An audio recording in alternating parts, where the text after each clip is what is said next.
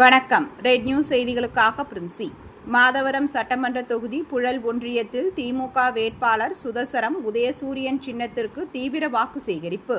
மாவட்ட இளைஞரணி துணை அமைப்பாளர் இனியன் சார்பில் இருசக்கர வாகனத்தில் இளைஞர்கள் பேரணி.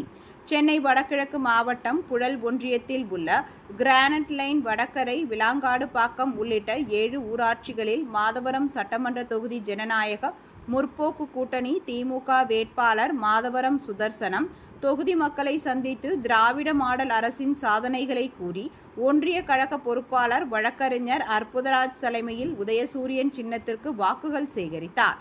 அப்பொழுது அவருக்கு சென்னை வடகிழக்கு மாவட்ட இளைஞரணி துணை அமைப்பாளர் இனியன் ஏற்பாட்டில் வடகரை சந்திப்பில் 250க்கும் மேற்பட்ட இளைஞர்களை கொண்டு இருசக்கர வாகனத்தில் கிராமங்கள் வழியாக பேரணியாக சென்று உதயசூரியன் சின்னத்திற்கு வாக்குகள் சேகரித்தனர். முன்னதாக மாதவரம் சுதர்சனம் எம்எல்ஏ என்கின்ற பெயர் பொறித்த பதாகைகளை ஏந்தி வடகரையில் வரவேற்று அவருக்கு ஆளுயர மாலை கிரீடம் அணிவித்து பெண்கள் ஆரத்தி எடுத்து அவருக்கு விளாங்காடுபாக்கத்தில் பெரும் வரவேற்பளித்தனர். இதில் ஜனநாயக முற்போக்கு கூட்டணி கட்சி, காங்கிரஸ், தேசிய முற்போக்கு திராவிட கழகம், விடுதலை சிறுத்தைகள் கட்சி, கம்யூனிஸ்ட், மனிதநேய மக்கள் கட்சி, எஸ்டிபிஐ உள்ளிட்ட கூட்டணி கட்சி நிர்வாகிகள் உடனிருந்தனர்.